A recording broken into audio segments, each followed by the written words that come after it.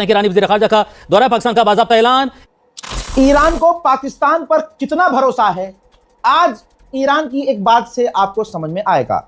जनाब, बड़ी खबर आई है अब से कुछ देर पहले, और एक बहुत अच्छी बात है कि पाकिस्तान फुदकना बंद करे। अचानक बड़ी ब्रेकिंग न्यूज हमारे सामने है, बड़ा ब्रेक थ्रू दिखाई दे रहा है। नहीं हो रहा, लेकिन बैकडोर डिप्लोमेसी पाकिस्तान की तरफ से बहुत ज्यादा जारी थी। पाकिस्तान की कोशिशों से एक दफा फिर ट्रैक के ऊपर वापस आ गया है, और वही तो उसके साथ ही पाकिस्तान के अंदर खुशी की लहर दौड़ गई, क्योंकि बात करते हैं अमन की बात। अभी तक मैंने आपके किसी चैनल पे किसी पैनलिस्ट से ये नहीं सुना कि आप लोग भी चाहते हैं कि अमन हो जाए, कि आप लोग भी चाहते हैं कि जंग खत्म हो जाए। आप चाहते हैं कि जंग शुरू हो जाए। कभी आप ये आप जो जा कहते हैं पाकिस्तान खुद नहीं रहा है, अब उनको समझ में आ गया ब्लॉकेट जो लगाने के डाइजेस्ट ही नहीं कर पा रहा यार कि पाकिस्तान असली में ये कर रहा है। देखो, जो मैं कि ईरानी वज़ीर ख़ारजा का दौरा पाकिस्तान का बाज़ाब्ता ऐलान। ईरानी वज़ीर ख़ारजा ने ऐलान किया है कि वो दौरा पाकिस्तान कर रहे हैं, बाज़ाब्ता तौर पर बता दिया गया है, और ईरानी वज़ीर ख़ारजा पाकिस्तान का दौरा कर रहे हैं। बहुत शुक्रिया आपका। अचानक बड़ी ब्रेकिंग न्यूज हमारे सामने है, बड़ा ब्रेक थ्रू दिखाई दे रहा है, और बहुत ही खामोशी से राजदारी को बरकरार रखते हुए पाकिस्तान ने इस मसले को आगे बढ़ाया है। जी, सबसे पहले तो बहुत शुक्रिया। ये जो इस वक्त सिचुएशन बनी हुई है, कल ऐसा महसूस हो रहा था कि बिल्कुल खामोशी है और शायद कुछ नहीं हो रहा, लेकिन बैकडोर डिप्लोमेसी पाकिस्तान की तरफ से बहुत ज्यादा जारी थी। मुसलसल राबते हो रहे थे, मुसलसल बातचीत हो रही थी। और जनाब, बड़ी खबर आई है अब से कुछ देर पहले, और उसके साथ ही हम आपके सामने हाजिर हैं। और वो मामला जो पिछले कई दिनों से फंसा हुआ था, बिलाखिर पाकिस्तान की कोशिशों से एक दफा फिर ट्रैक के ऊपर वापस आ गया है, और वही मामला है ईरान और अमेरिका के दरमियान मुज़ाकरात का।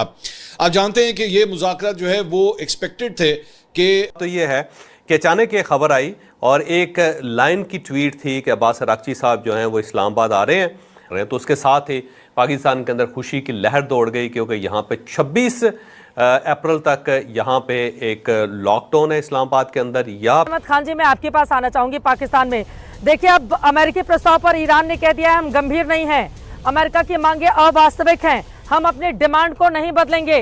तो ईरान को कैसे समझाएंगे आप, इरशाद अहमद खान जी? बहुत शुक्रिया चित्रा जी। आप लोग कह रहे थे देखते हैं ईरान झुकेगा या अमेरिका झुकेगा। देखें, दोनों मुल्कों में से कोई भी नहीं झुकेगा। सब बराबरी की बुनियाद पे जो भी होगा एक बराबर तरीके से, बेहतरीन तरीके से अमन अमान कायम होगा।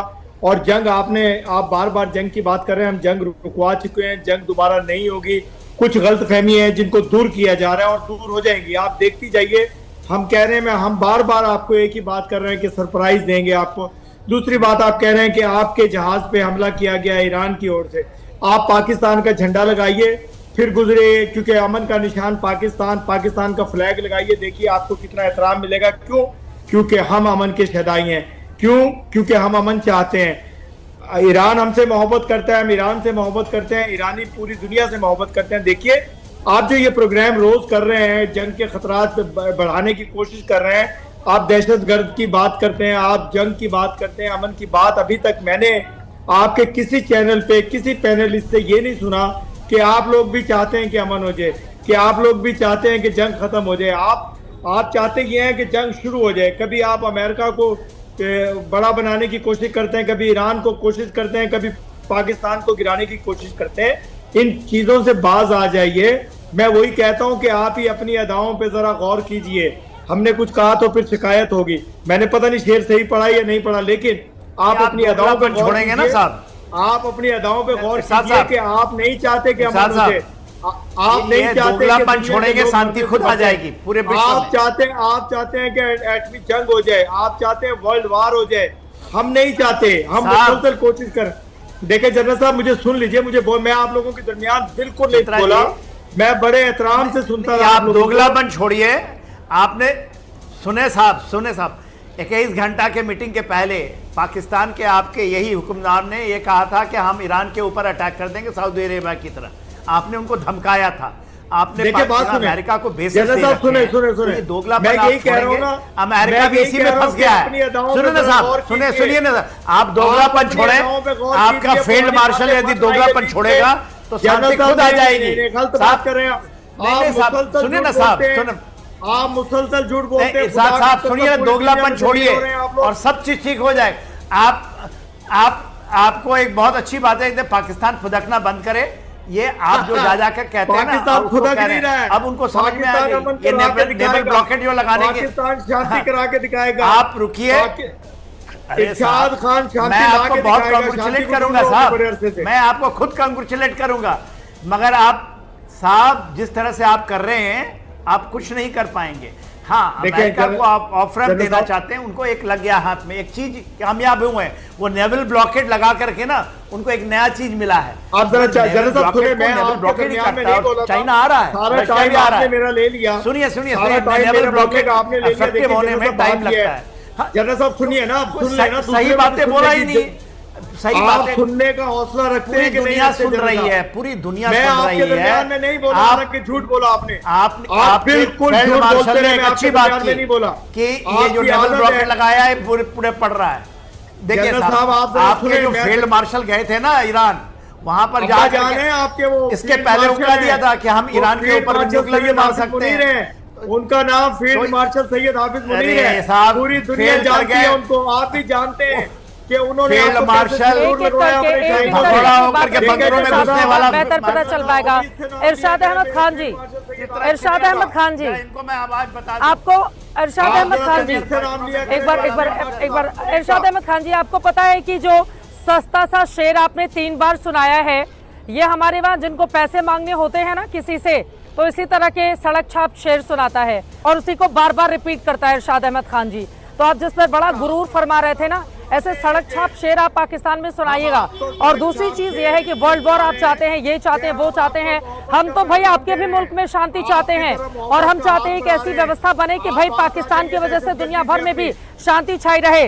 अमेरिका में हमला होता है, आतंकवादी हमला, उसकी जड़ें कहाँ मिलती हैं? पाकिस्तान में। इतना झूठ बिना हंसे बोल लेते हैं।